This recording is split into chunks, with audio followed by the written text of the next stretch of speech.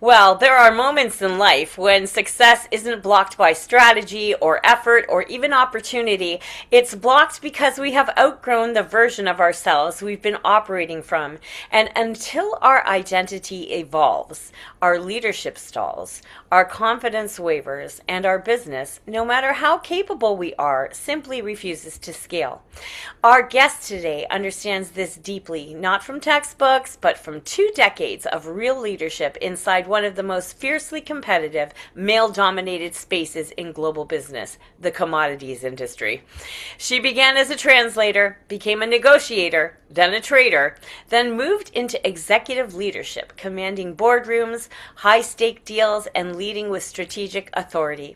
Today, she is a transformational leadership mentor and founder of Fierce Leadership Academy, helping high achievement women step beyond competence and into authority, presence, and identity based leadership. She teaches something profound. Scaling doesn't always require more strategy. Sometimes it requires more you. Please help me welcome leadership identity strategist, executive confidence mentor, and founder of Fierce Leadership Academy, Cornelia Raubal. Thank you.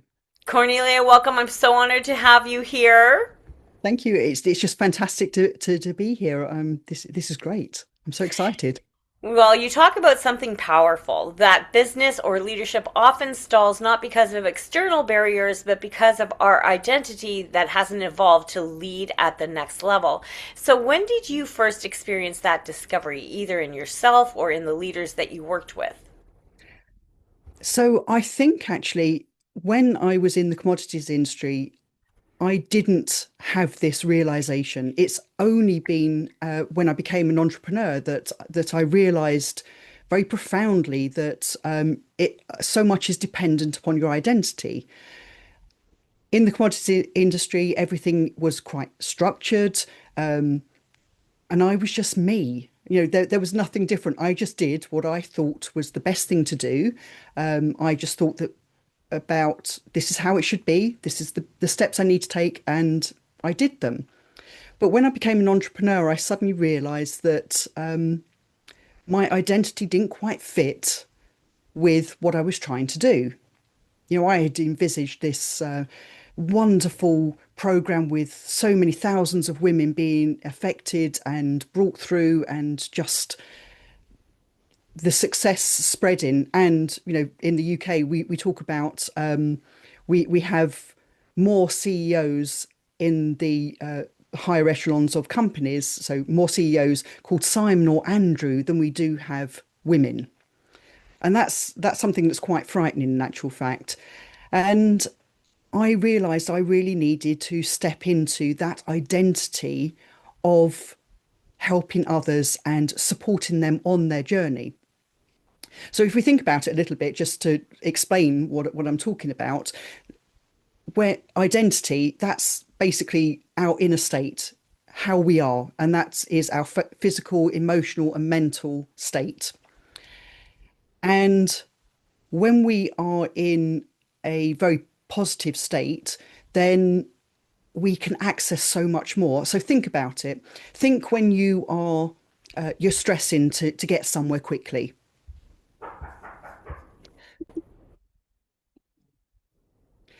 So think about it. When you're stressed, you're in a hurry to get somewhere. You've got to be somewhere quickly, and invariably, say you're trying to get into your front door and you're struggling with your keys, and you drop them, and then you pick them up and you're trying to find the right key to put in the lock. You've done this thing 1,000 times, yet when you're in that state, you are struggling with things. And it's very much like the state that we find ourselves in. If you're calm, you can access so many different bits of information around you, and everything changes. So you can come up with a strategy, you can come up with all the different options that you need to be successful.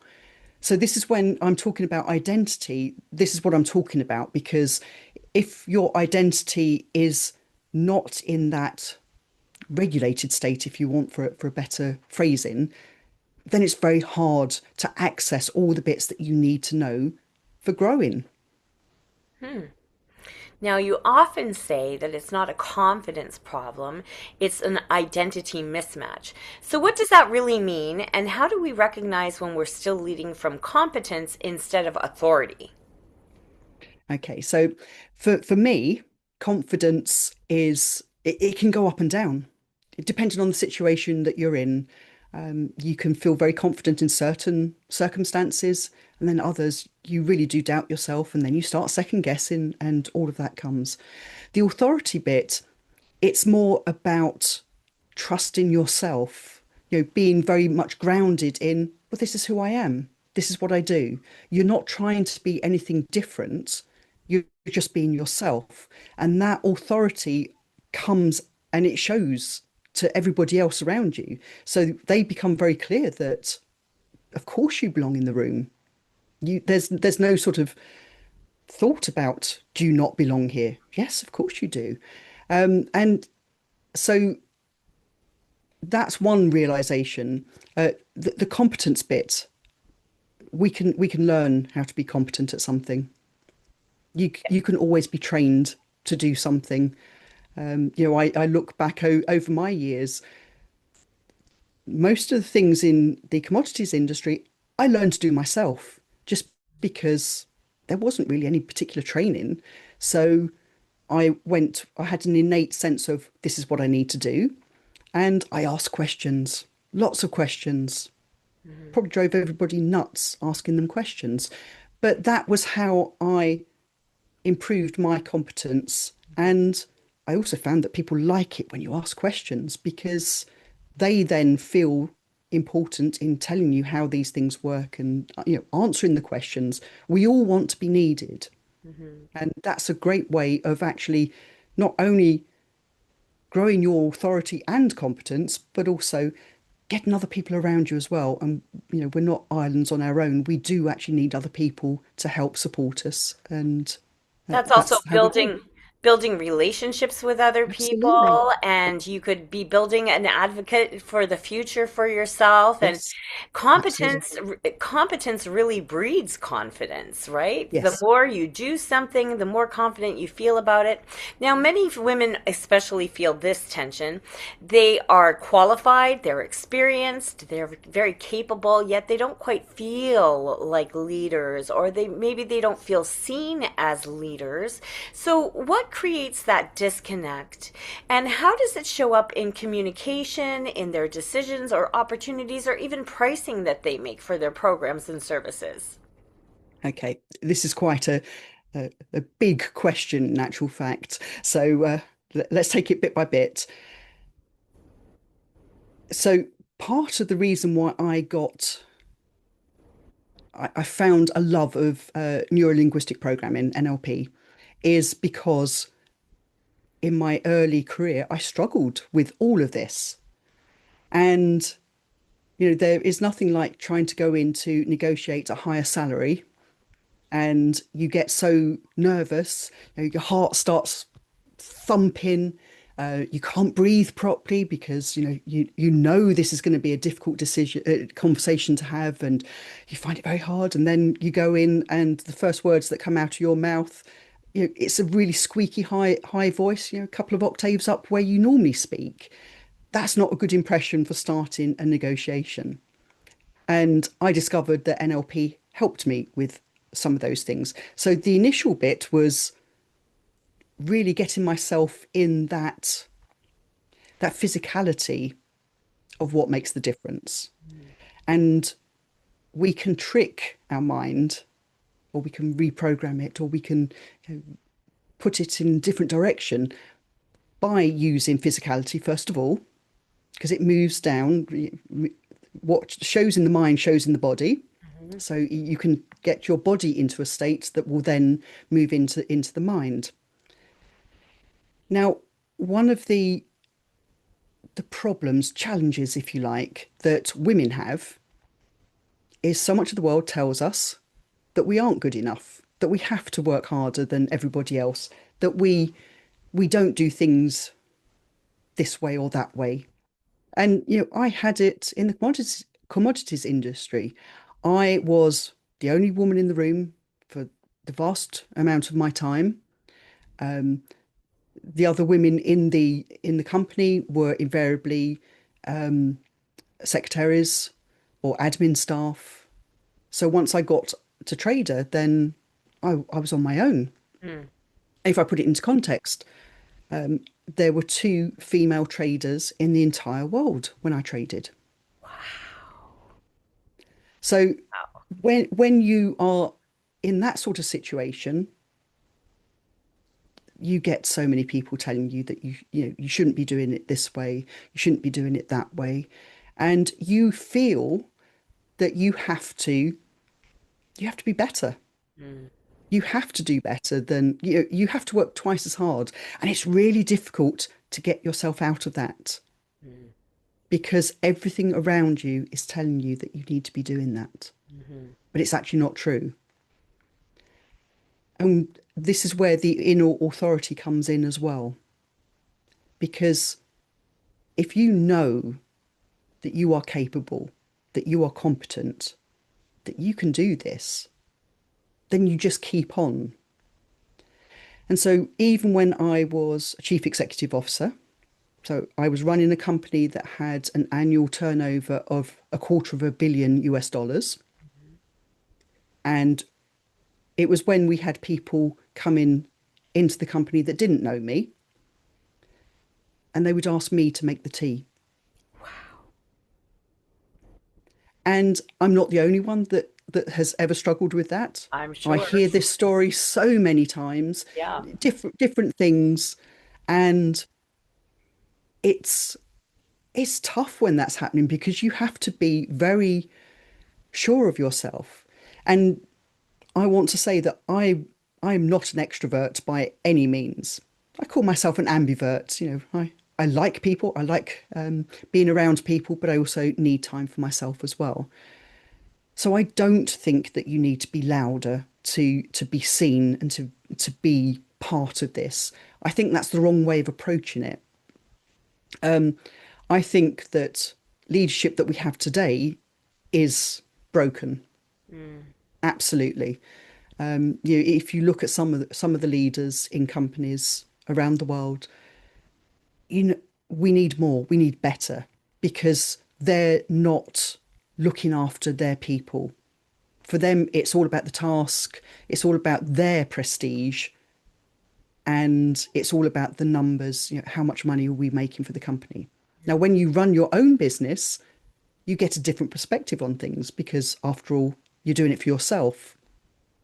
But I think generally we need better leaders and we need those quieter ones that perhaps don't even think of themselves as leaders at the moment, but they would be perfect because they care deeply about the people around them.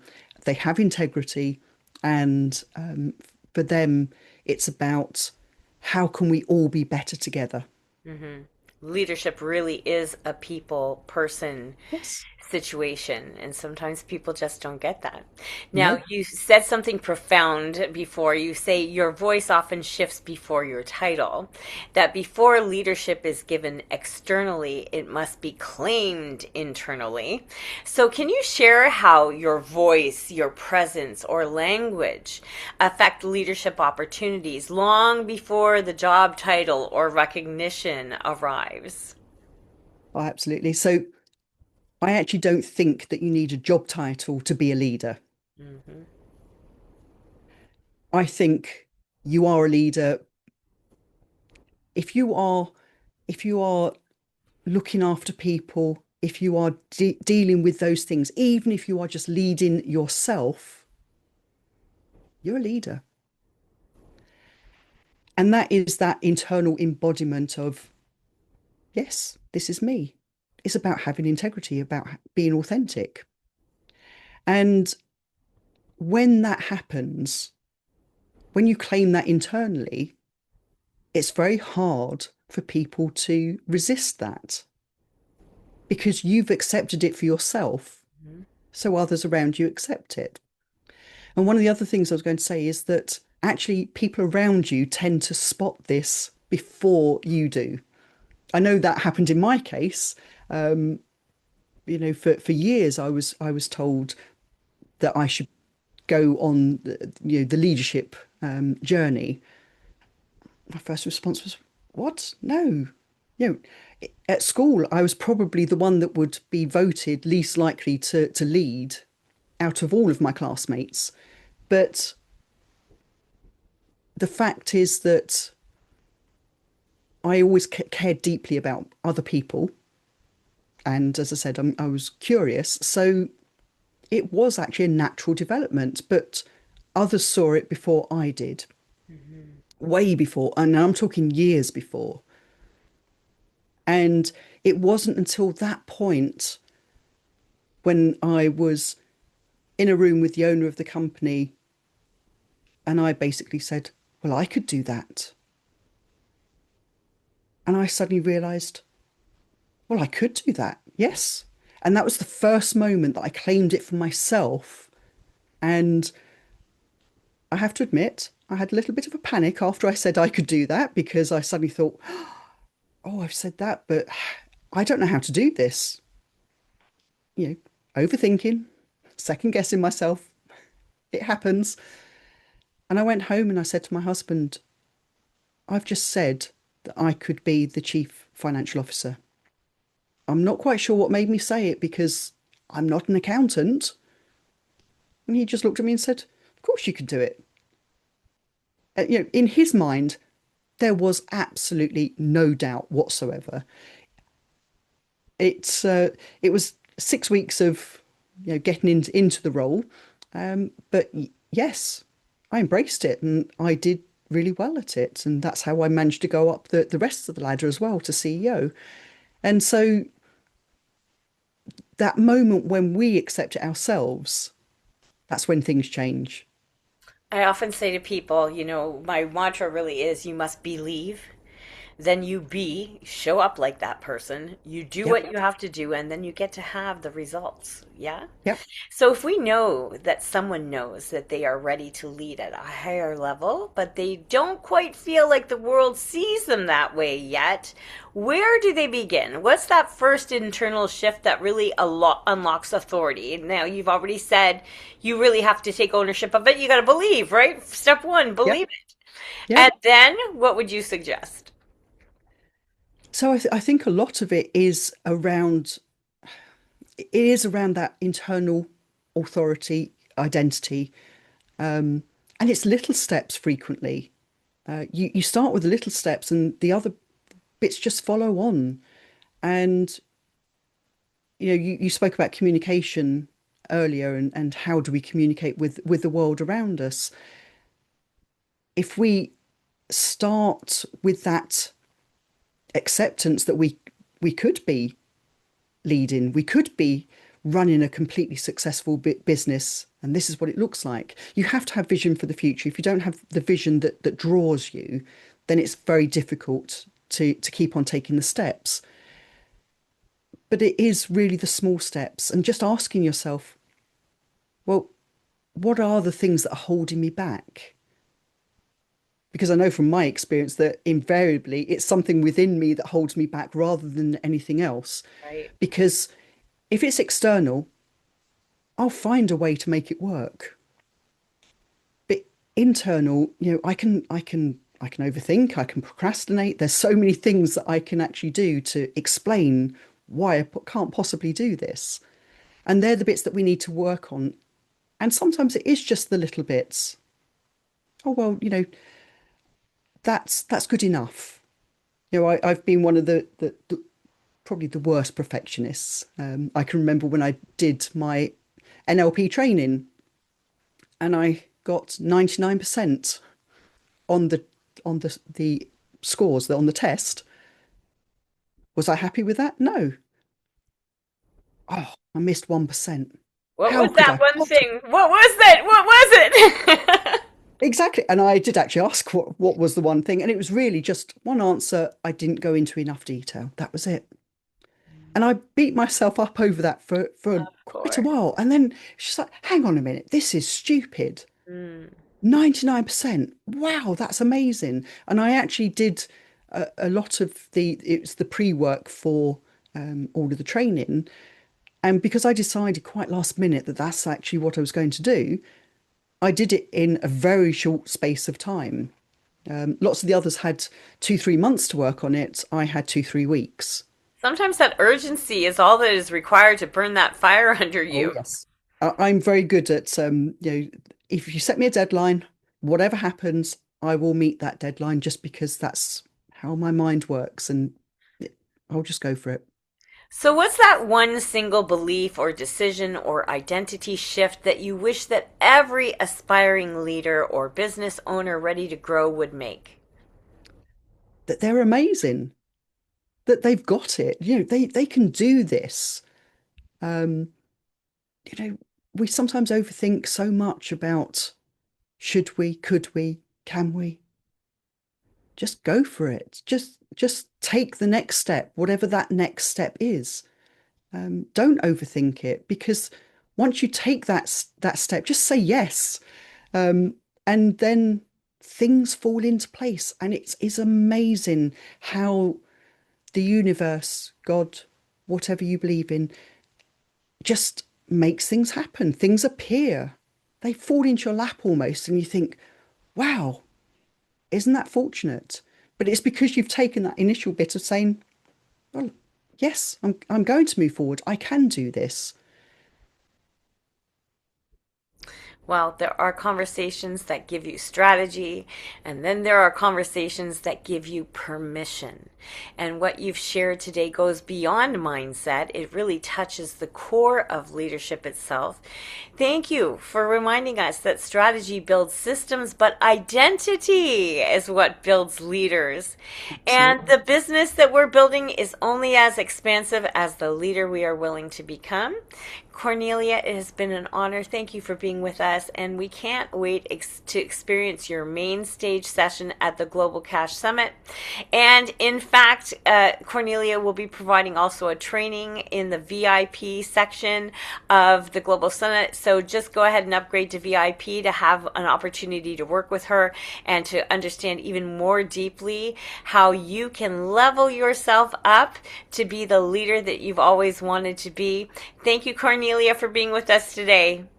Thank you for inviting me to be with you. See you on the main stage. Looking forward to it.